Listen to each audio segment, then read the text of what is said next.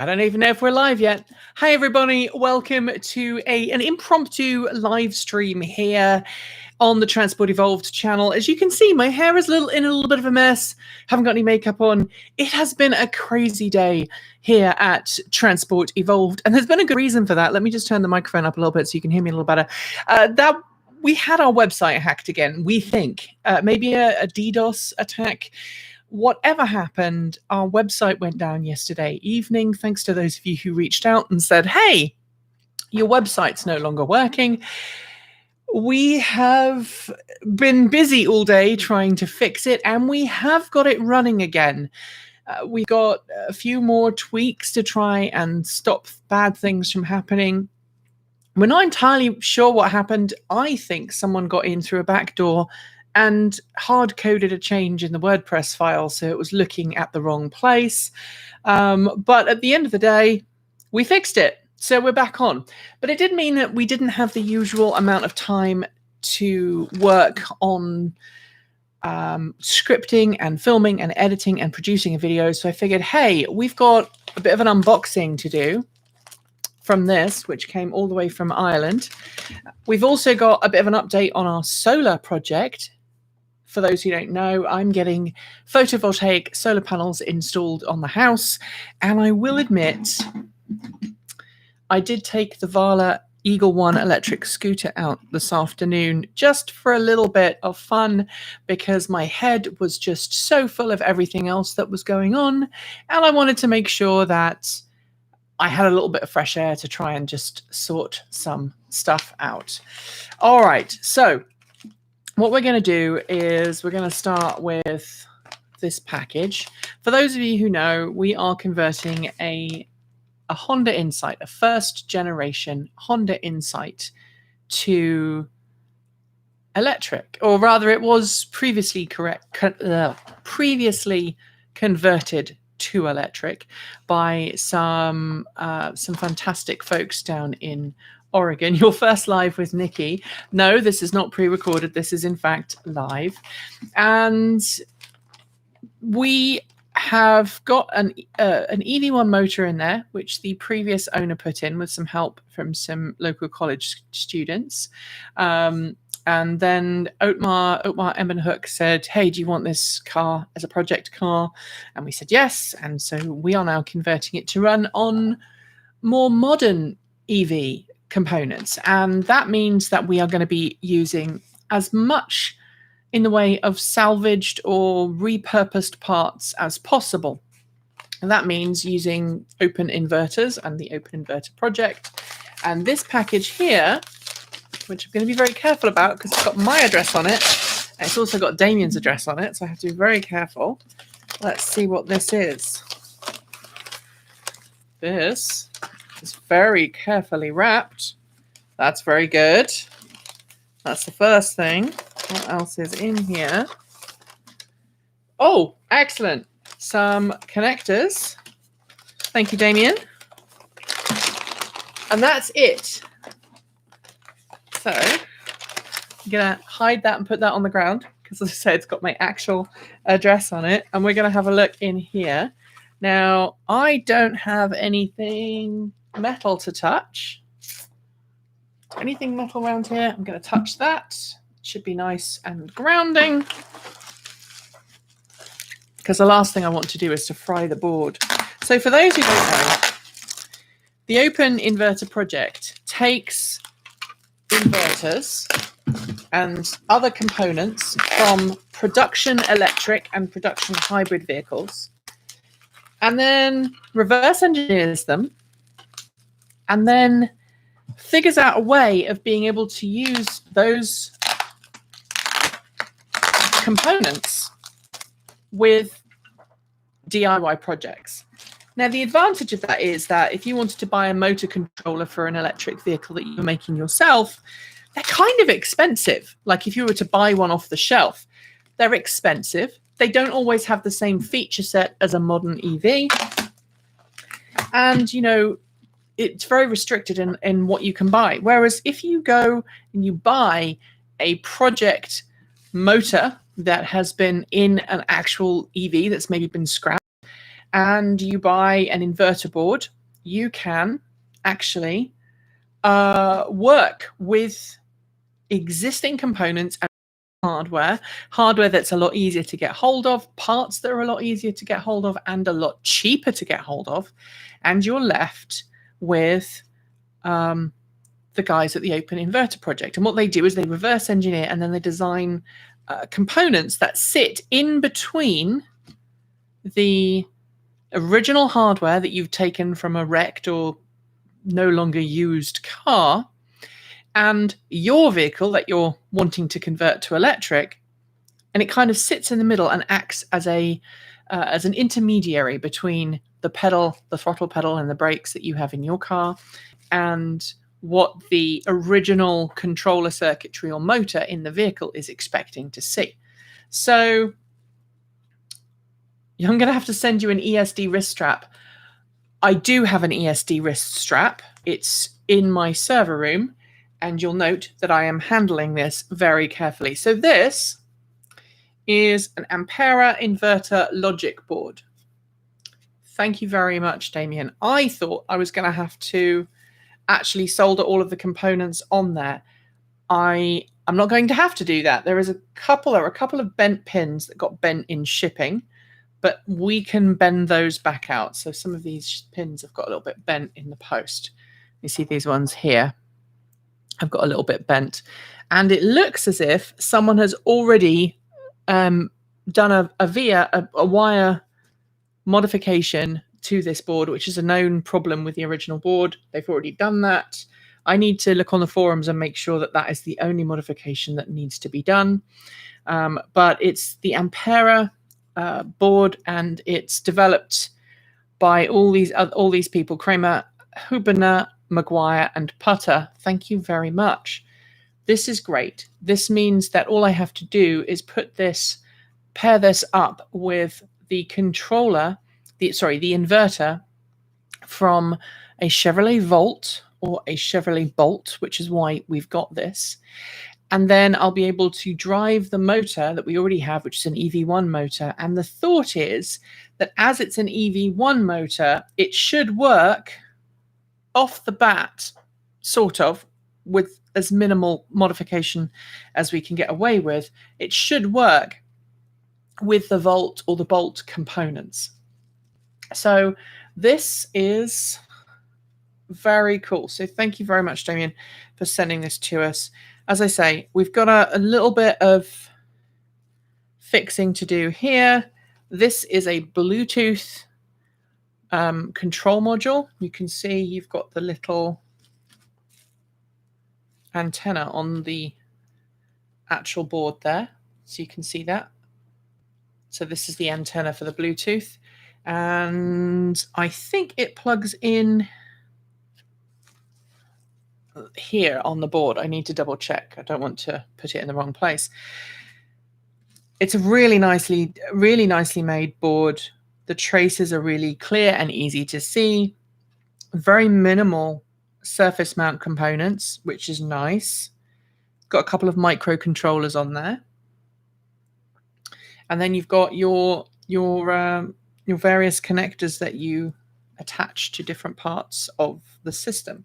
Then we've got, this is just for the loom, really, to help us. So thank you very much, Damien.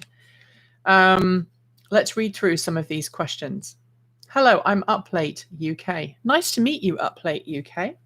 Nikki and team are awesome. Love the reporting and content. Thank you very much, Robert. Matthew, I was correct. You were indeed. It was from Damien. It did come all the way from Ireland. I'm going to wrap this back up very gently. I'm going to make sure that when I do try and straighten those pins out, that I use an ESD. I may, honestly, just get some new header pins and resolder them in. That's not particularly difficult to do, but I should be able to just straighten those up without any problems. So I'm going to very gently put this over here for now, and then I'm going to put it somewhere else later on. So there you have it. Those are the things that arrived from Ireland. Look at that one. I have a functioning brain and I'm not quite so tired. Let's ask Is it the only mod? Yeah. So what we're going to do is that board sits between the throttle and the brake and the battery pack, the charger, brings in all the data from those things and allows us to use the inverter that exists in the Chevrolet Bolt or the Volt. We can use either of them, as I understand it, to power the motor, because the inverter is the expensive part. I didn't really explain that very well. In order to switch on and off, in order to actually make the motor spin, provide the right power at the right point in the right phase to make a three-phase motor spin, you have to have quite expensive components. The power circuits are pretty expensive. And so it's cheaper to develop a board that acts as an intermediary between an existing inverter than it would be to build one from scratch. And that's where the Open Inverter project comes.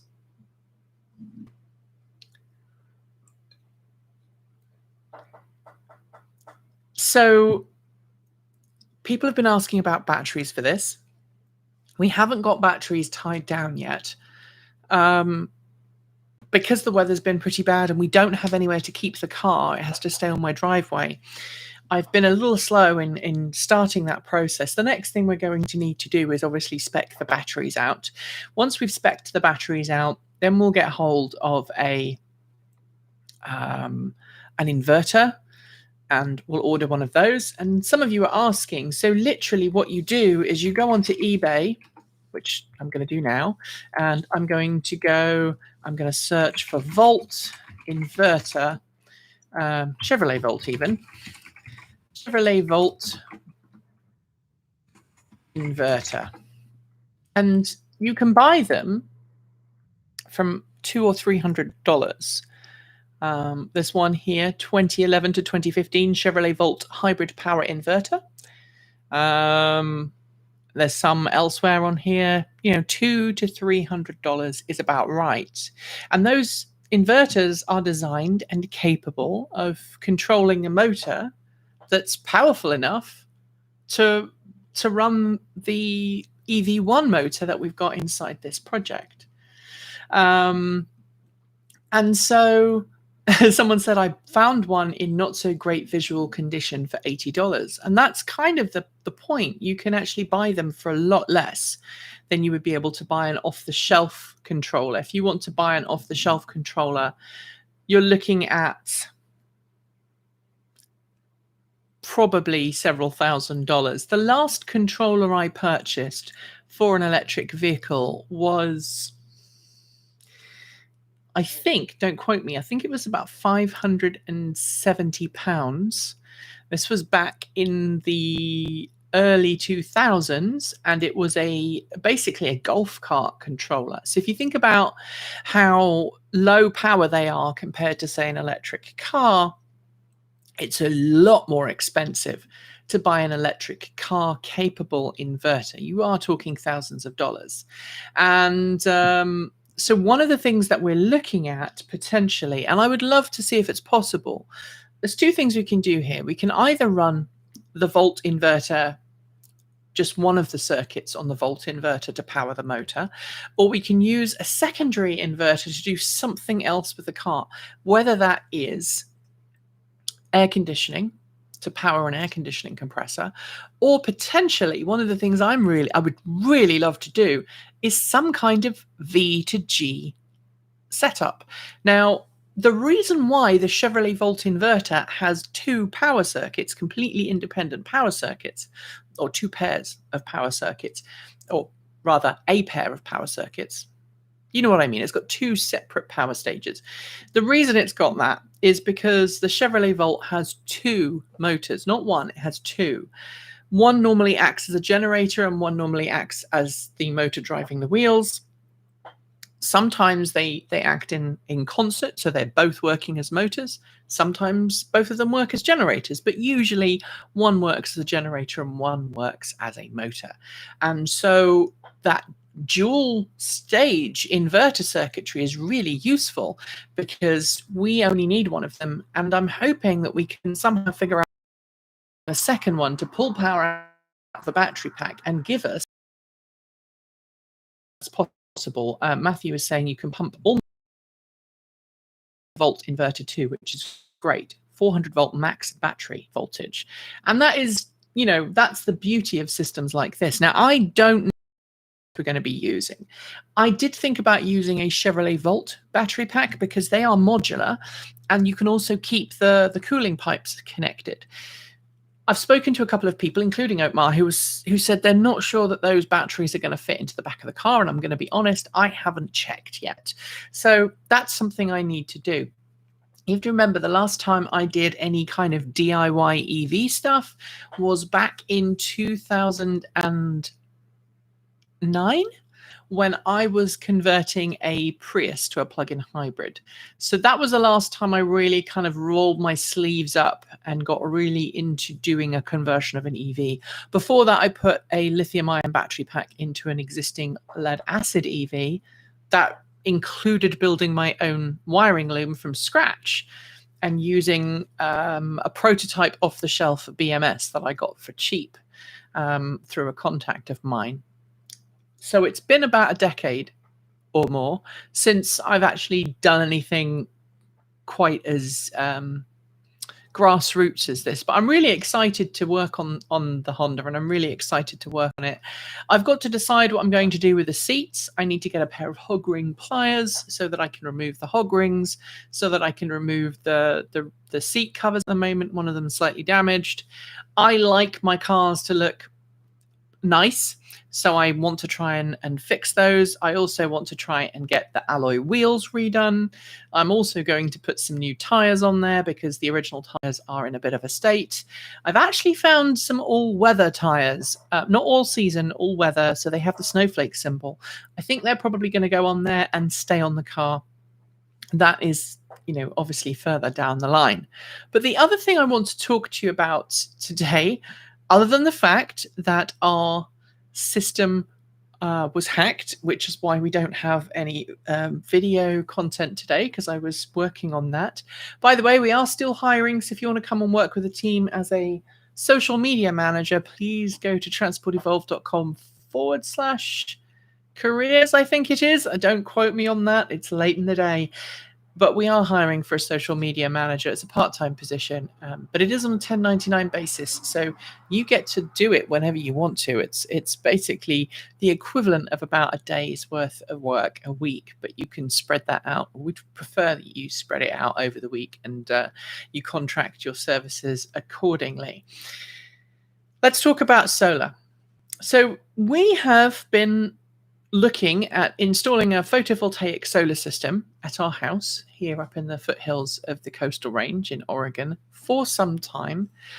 We get a lot of sun in the summer.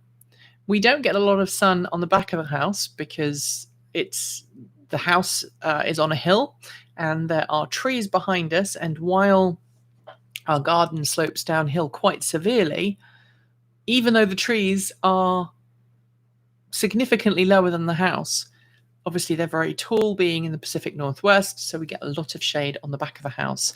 In the wintertime, when we get snow like we did last week, the snow will lay out the back of the house for an additional 2 or 3 days after it's melted on the front of the house.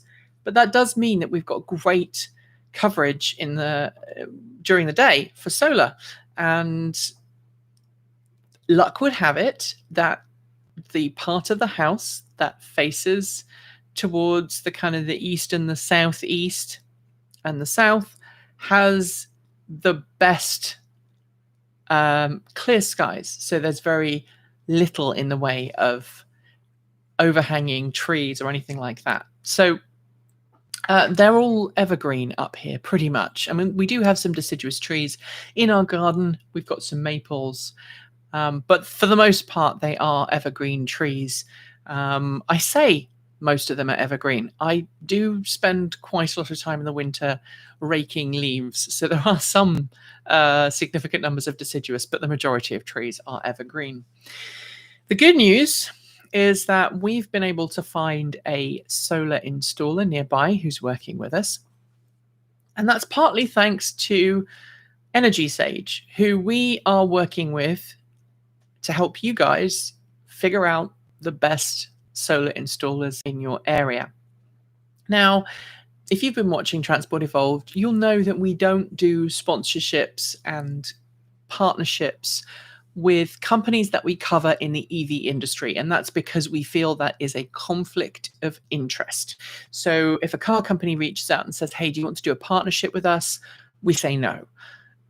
Vala reached out and said, would you like to do a review of the Vala Eagle One? And we said, yep, that would be great. We'd love to. They said, do you want to be part of the affiliate program? And we said, no, we can't do that. That is a conflict. It's the same reason why I don't have a referral code for the app, because even though I've put some money of my own down on one, I feel that it would be a conflict of interest to cover them while having a referral code. But when it comes to solar and photovoltaics and renewable energy, I feel much better entering into that kind of partnership. So we have entered into a bit of a, I suppose it's a referral program, if we put it like that, with Energy Sage. And what Energy Sage does is it acts as a resource for anyone who wants to install or have photos installed on their house in the United States. So you go to Energy Sage, you enter in your address and answer a few questions about your electricity bill.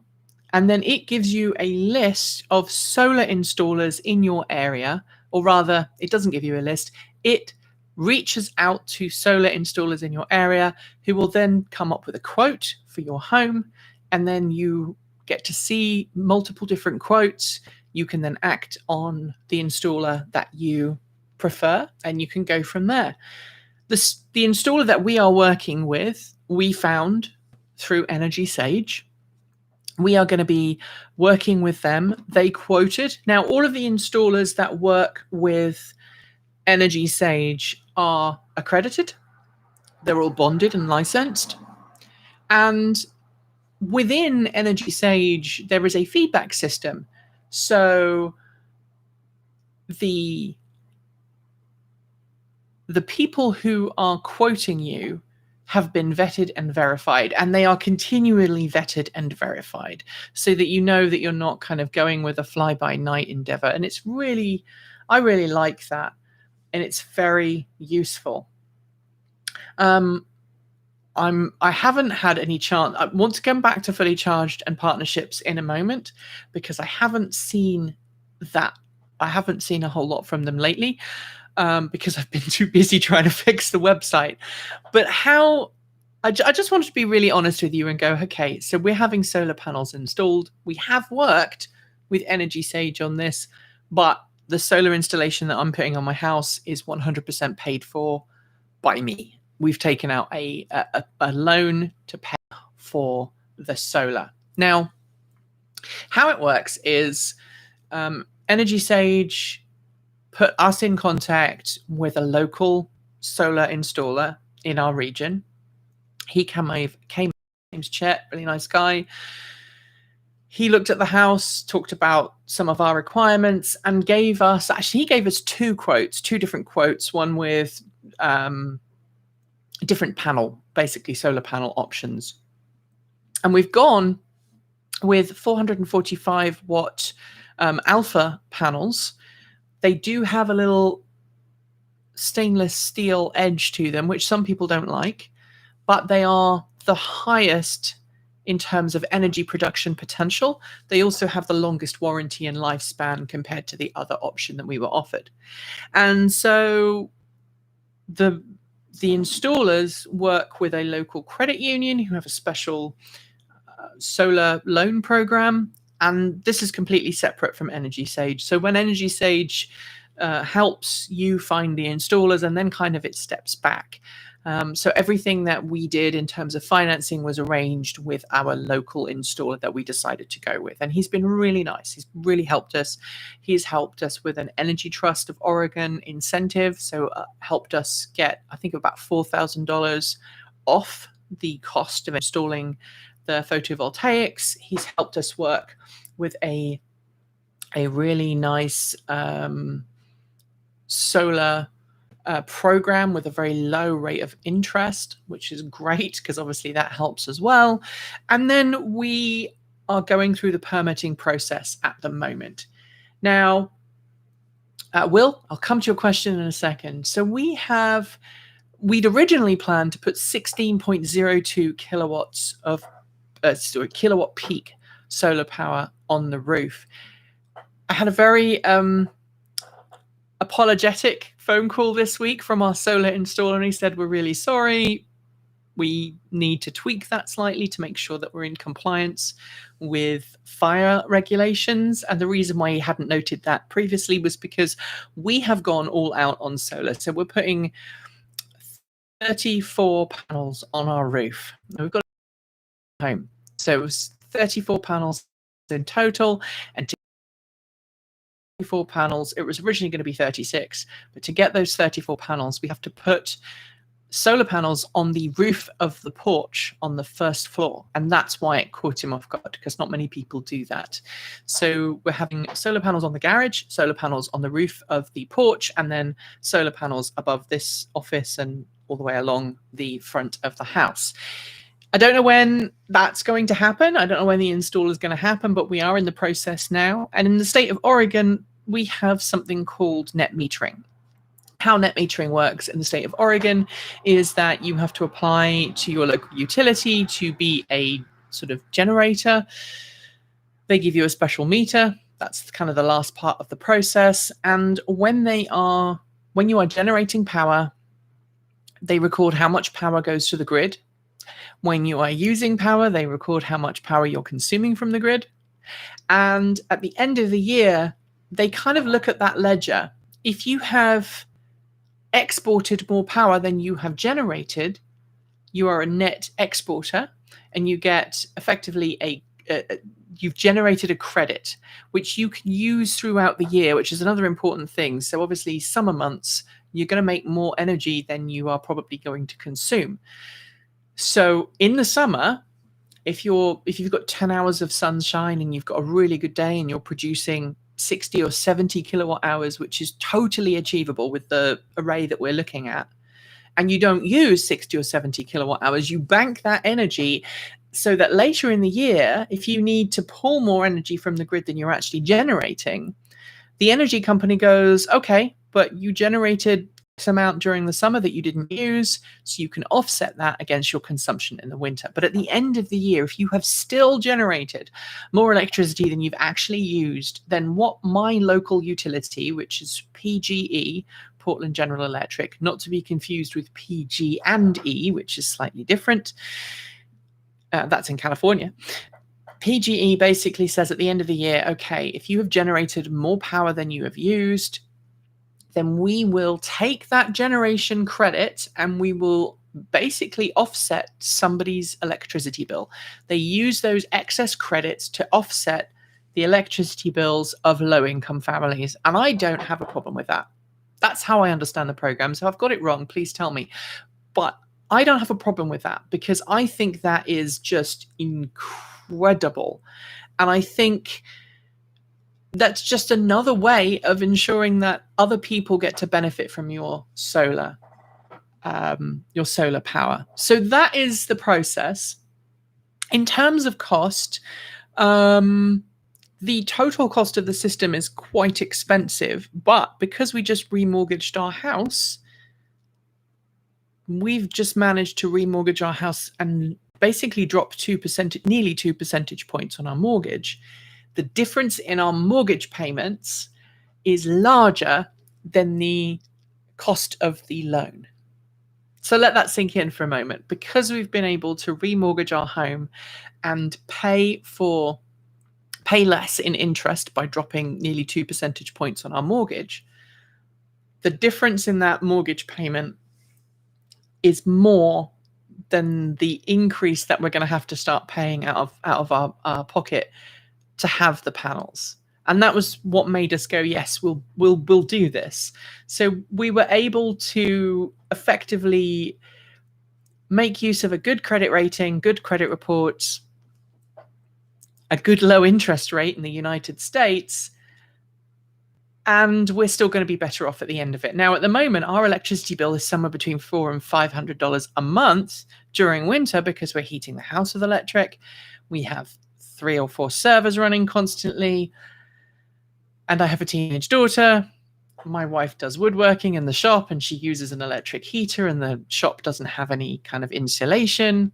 So we really are investing heavily into the solar. Now, some people were asking, are you going to be getting a battery? And at the moment, I'm just going to be frank, I can't afford a battery. A battery is going to be 10 to 20,000 depending on what you get. We were looking at the N-phase storage system because we're using N-phase inverters. And arguably the servers do help heat the house. That is very true. And just to be clear, this house at the moment is powered by 100% renewables. So we have an agreement with PGE. PGE buys an equivalent amount of zero carbon generated power that is equivalent to what we use. So I don't like the fact that we use so much electricity, but that is where we are. So we're not getting a battery at some point in the future. You know, extra money, then maybe we will go that route. I would love to see if it would be possible to do vehicle to grid with our bolts, because right now we don't have any battery backup for the house at all. Down in by my legs is a massive UPS for this room, which allows obviously the editing machines to continue if we have power cuts. And in the server room, we've got 2 other UPSs, which ensure that the servers keep running at least long enough to safely and gracefully shut down if there is a power cut. We've had, I think, 4 or 5 I wouldn't call them power cuts, but power blips in the last 3 weeks. The snow, heavy rain, heavy wind. And what tends to happen is the power doesn't necessarily go out and stay out. It will flip off for literally 10 to 20 seconds before kicking back in again. And that is obviously detrimental to computers. If you're working on something and the power goes out, you need to be able to keep your machine operating long enough to safely turn it off. Is it worth it, says someone, Amir? Is it worth it? Oregon is not exposed to much sun over the year. 2 months, ? Well, yes, it is. Even if in the summer months, obviously, we do generate a lot of heat. We could generate a lot of electricity. And in the wintertime, we do have wet months. But solar panels do work on rainy days. They're about 25 to 50% efficient in rainy weather and cloudy weather, depending on what you're doing.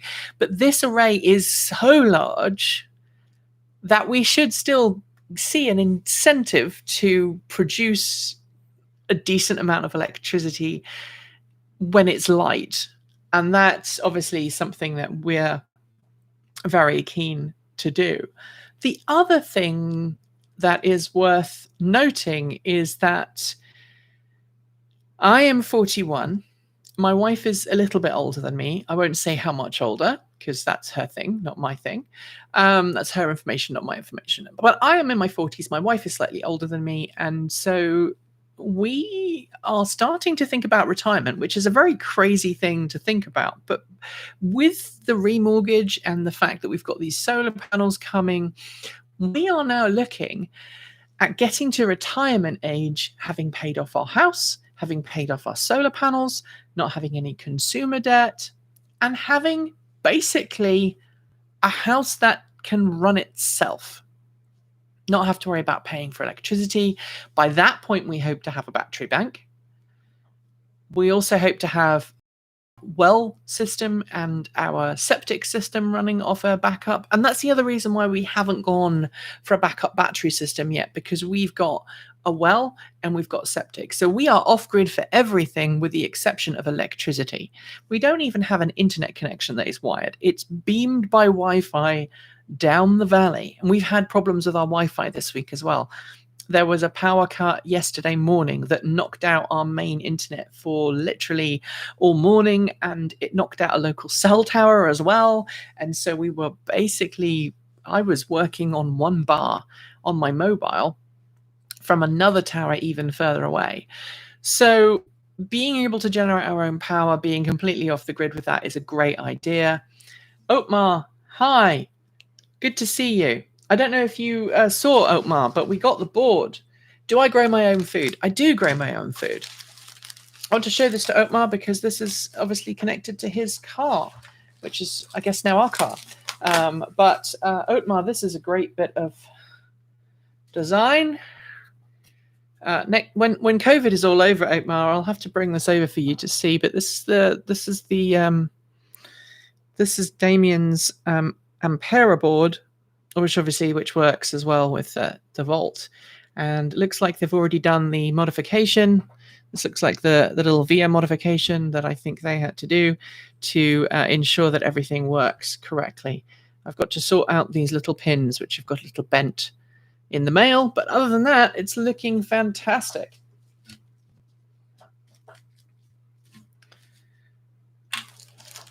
So Starlink is available in the Portland area already. It's not here, unless it became available today. It is not available here. For those who don't know, I live about 25 miles west of Portland and about 5 to 10 miles north of Portland. So if you travel east from where I am, without giving you my address, if you travel east from where I am, you'd hit the northern part of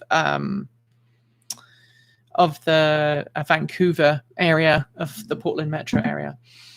We don't have good cell coverage up here. We have one bar. We have an antenna on the roof, which I installed when we got the house, and so I had to basically kickstart that yesterday because it was misbehaving. All right, so as Omar said, solar here in Oregon is great. On average, he gets over 1 megawatt hours per year per kilowatt installed. So you are in Hillsborough and you got an invitation. Then I need someone to come and talk to Elon Musk. I genuinely now think, unless we'd literally just got it, I think someone needs to talk to Elon Musk, because we have not got an invite yet. We are about, again, without giving out my address, we're about a 20-minute drive from Hillsborough. Hillsborough is my nearest major town.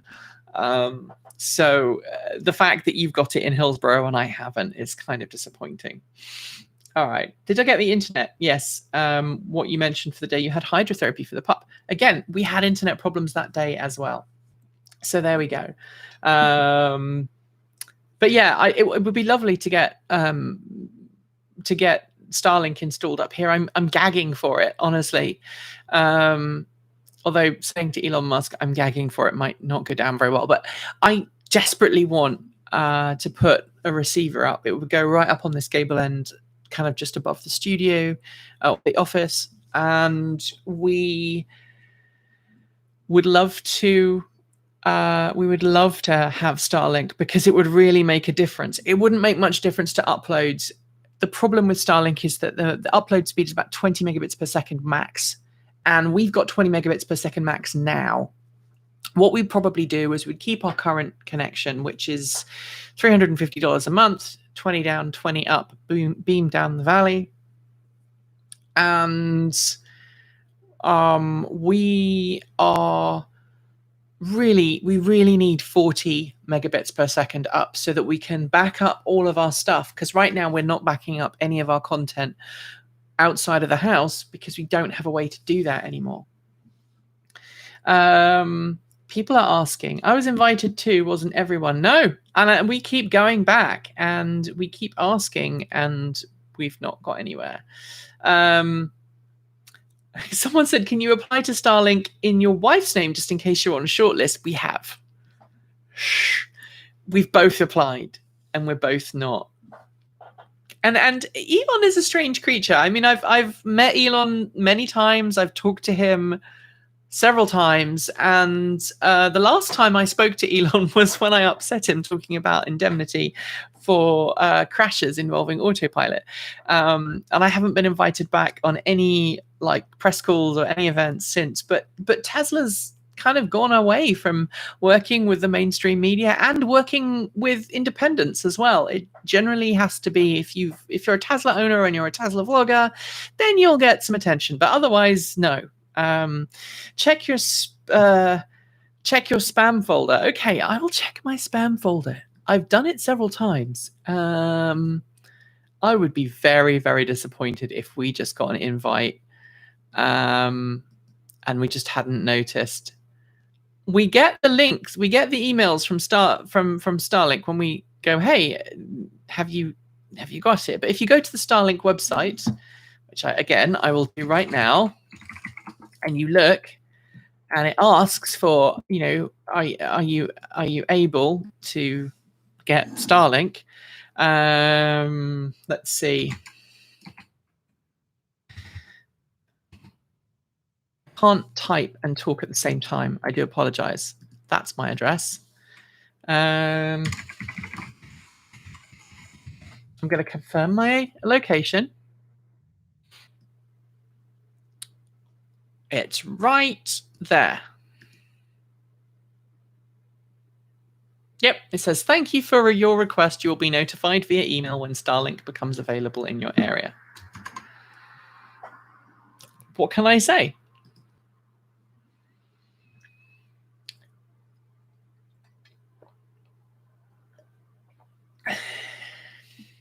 We are on the map. It looks like there's lots of trees and you can't see the sky. I can tell you can see the sky. So there we go. What do I think of the Sandy Munro interview? Honestly, I haven't had a chance to watch it. We've been trying to do everything this week, and I haven't had a chance to watch it yet. I've seen snippets of it.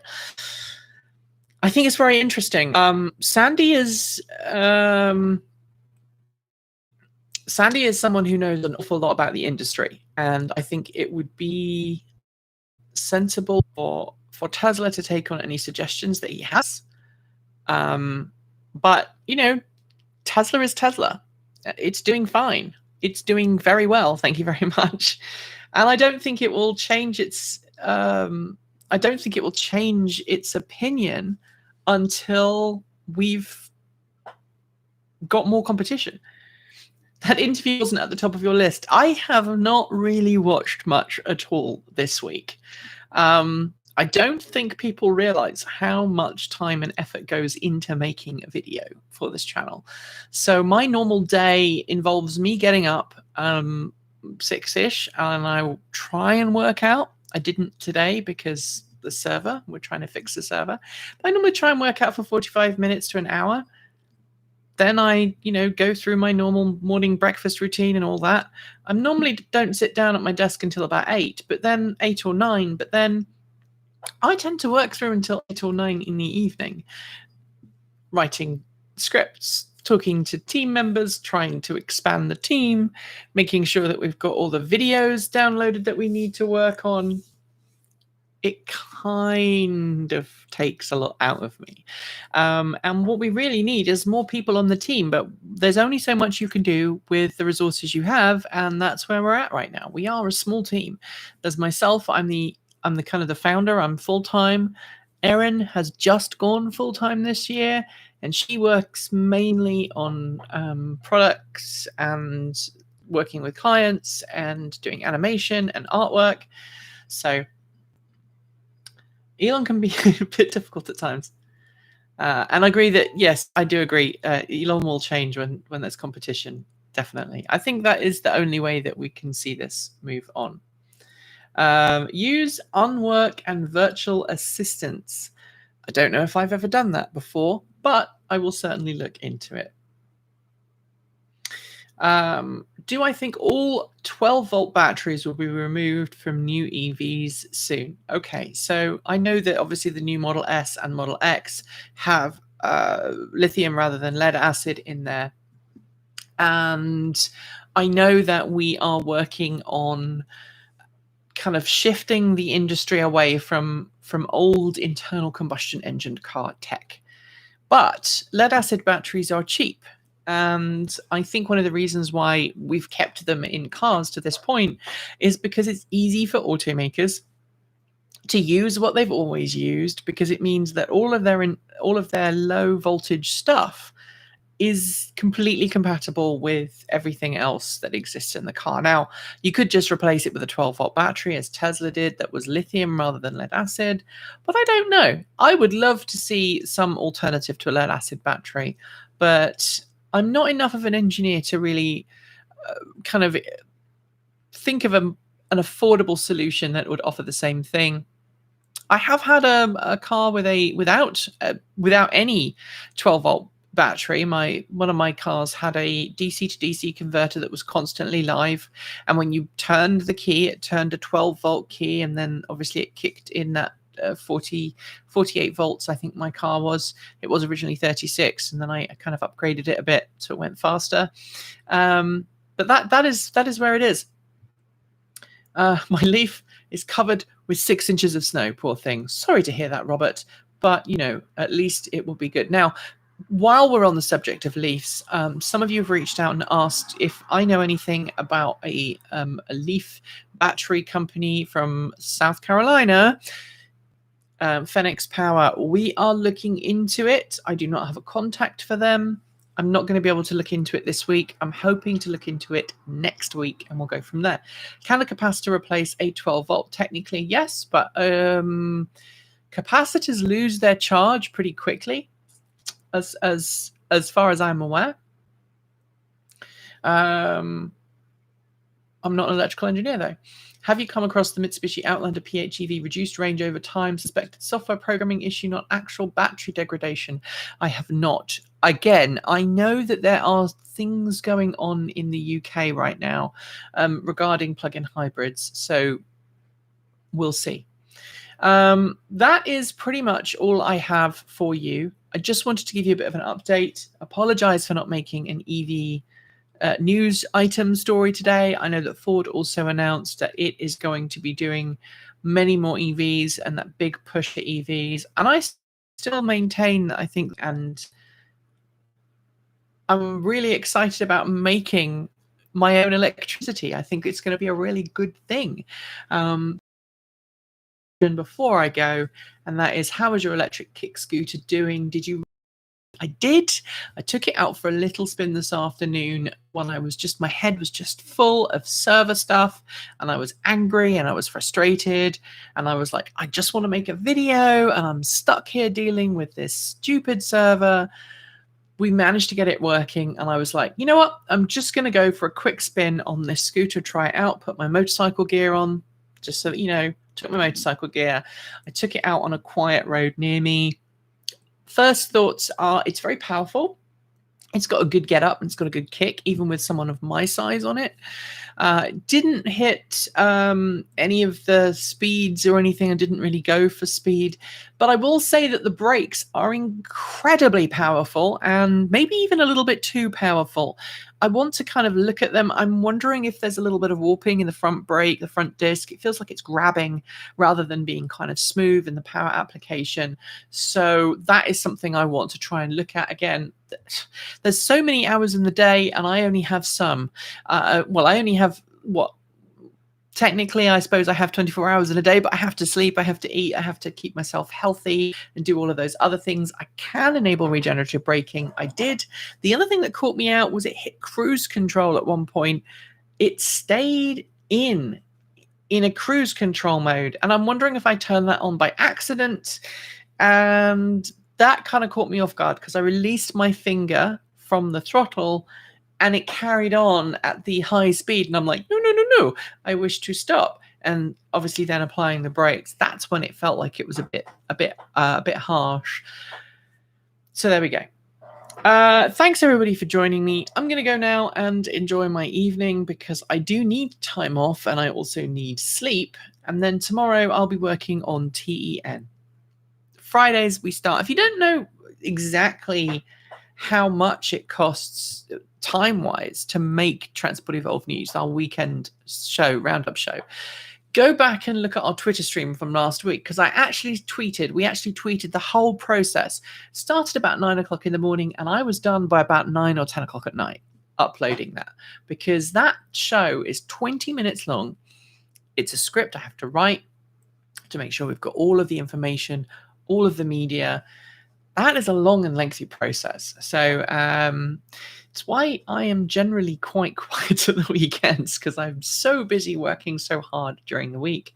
And to those who ask why we don't have a video editor, the reason is our network.